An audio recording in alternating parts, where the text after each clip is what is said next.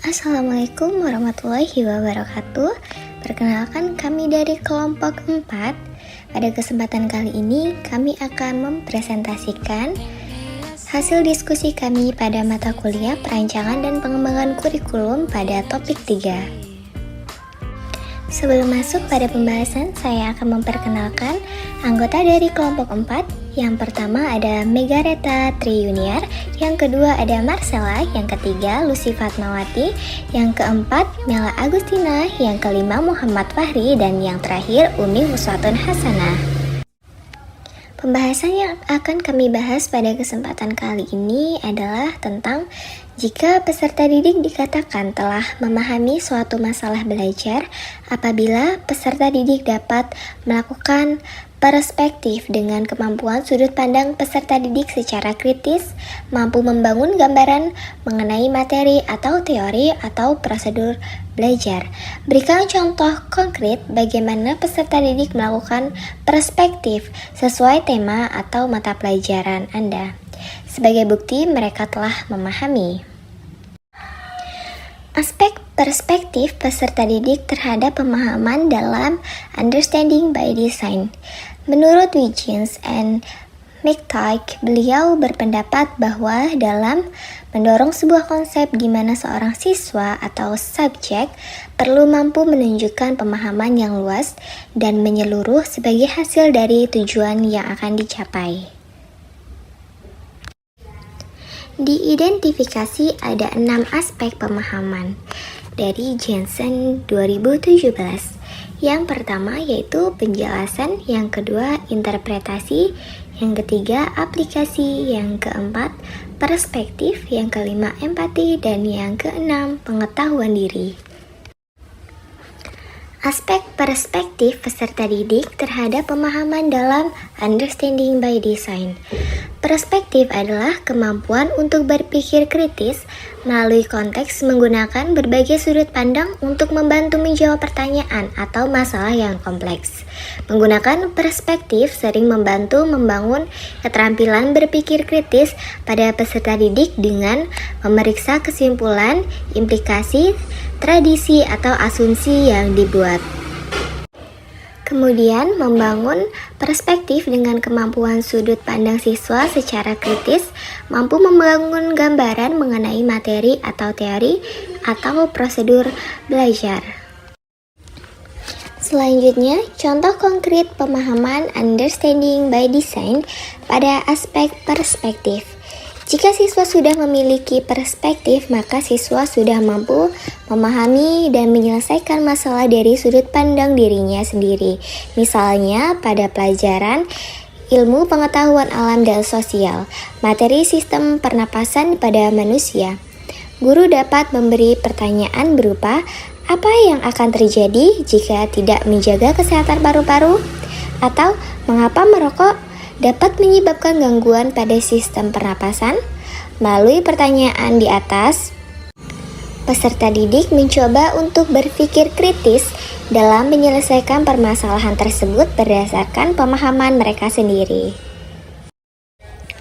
Atau pada contoh lainnya, guru dapat memberi pertanyaan tentang bentuk dari Candi Prambanan, maka akan ada siswa yang menjawab Candi Prambanan memiliki ukuran yang sangat besar. Kemudian ada peserta didik juga yang menjawab bahwa Candi Prambanan dibuat dengan bantuan jin berdasarkan mitos yang beredar di masyarakat dan pendapat-pendapat lainnya. Hasil analisis. Dalam melatih kemampuan perspektif siswa dapat digunakan pembelajaran problem-based learning dengan memberikan masalah-masalah dan siswa diminta untuk melakukan perspektif terhadap masalah yang dihadapi. Misalnya dengan memberikan pertanyaan-pertanyaan yang membangun kemampuan tersebut. Contohnya pada materi perubahan wujud zat. Tidak hanya itu, pemberian soal studi kasus diharapkan juga dapat membuka kemampuan peserta didik dalam melihat sebuah masalah dari sudut pandang siswa secara kritis, atau critical thinking, analytical thinking, dan mampu menemukan solusi dari permasalahan tersebut, atau disebut dengan problem solving. Selanjutnya adalah studi kasus. Kasus pembelajaran IPA kelas 5 SD. Pak Heru, guru kelas 5 di SD Mutiara. Pak Heru akan mengajarkan pelajaran IPA dengan materi organ pernapasan pada manusia. Untuk mengajarkan materi ini, Pak Heru mempersiapkan media berupa gambar dan model organ pernapasan manusia. Selain itu, beliau juga mempersiapkan LKS atau lembar kerja siswa tentang nama-nama organ pernapasan pada manusia. Pada kegiatan apersepsi, Pak Heru meminta siswa untuk menyebutkan salah satu ciri makhluk hidup dan siswa menjawab, "Bernapas, Pak." Kemudian Pak Heru menyampaikan tujuan pembelajaran pada hari itu. Selain itu, Pak Heru mulai mengajar tentang materi organ pernapasan pada manusia. Pak Heru menyuruh semua siswa menarik napas untuk membuktikan bahwa manusia bernapas dan untuk mengetahui di mana letak organ-organ pernapasan tersebut. Selanjutnya, Pak Heru memasang gambar organ pernapasan manusia di papan tulis dan melakukan tanya jawab tentang nama-nama organ pernapasan pada manusia. Setelah itu, Pak Heru memberikan lembar kerja siswa sebagai latihan secara berkelompok. Setelah selesai, siswa melaporkan hasil diskusinya dan kelompok lain menanggapi. Untuk menambah pemahaman siswa, Pak Heru menunjukkan model organ pernapasan manusia. Hal ini juga bertujuan agar siswa lebih tertarik untuk mengetahui letak dan fungsi organ pernapasan pada manusia. Sambil menunjukkan pada model, Pak Heru mengadakan tanya jawab tentang fungsi masing-masing organ pernapasan pada manusia. Setelah semuanya selesai, Pak Heru mengadakan evaluasi, namun setelah dikoreksi, Pak Heru tidak menyangka bahwa hasilnya tidak memuaskan. Hasil nilai siswa yang mencapai 75 ke atas hanya 7 orang dari 25 siswa. Pak Heru merenung dan berpikir, mengapa target tidak tercapai? Padahal beliau menargetkan 75% siswa mendapat nilai 75 ke atas. Selain itu, menurut Pak Heru, langkah pembelajaran yang dilakukan sudah tepat. Pertanyaan pertama, menurutmu mengapa nilai yang dicapai siswa tidak mencapai target yang diinginkan oleh Pak Heru? Lalu pertanyaan yang kedua, jelaskan alternatif pemecahan masalah agar dapat membantu Pak Heru mencapai target nilai yang diinginkannya. Dalam pemecahan kasus yang sudah kita bahas, hal yang dilakukan oleh guru adalah mendengarkan seluruh argumen dari berbagai karakteristik peserta didik. Kemudian guru menemukan benang merahnya dengan cara menyimpulkan gambaran umum terkait argumen yang disampaikan peserta didik.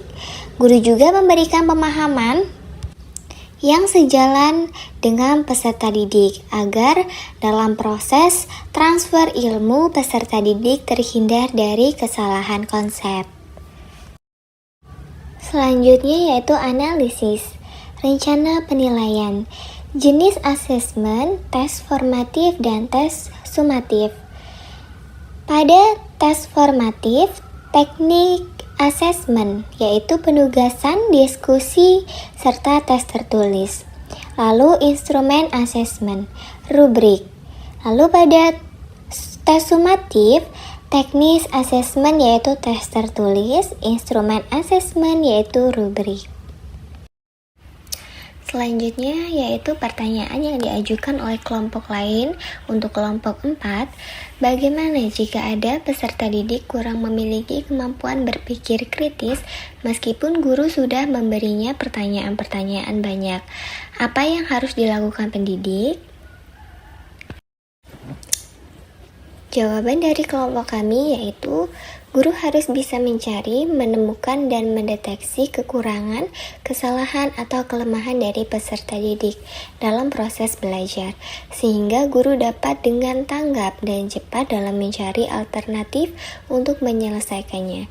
Sebagai pendidik, kita harus bisa menyesuaikan teknik asesmen yang sesuai dengan karakteristik peserta didik, karena peserta didik memiliki karakteristik yang berbeda-beda, sehingga pendidik harus bisa memahami betul karakteristik masing-masing dari peserta didik sehingga dapat disesuaikan dengan kebutuhan belajar mereka masing-masing. Dengan begitu, tujuan pembelajaran akan tercapai dengan baik.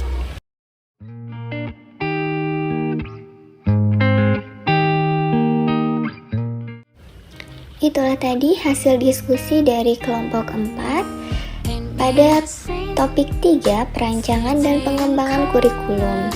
Terima kasih dan kami akhiri. Wassalamualaikum warahmatullahi wabarakatuh.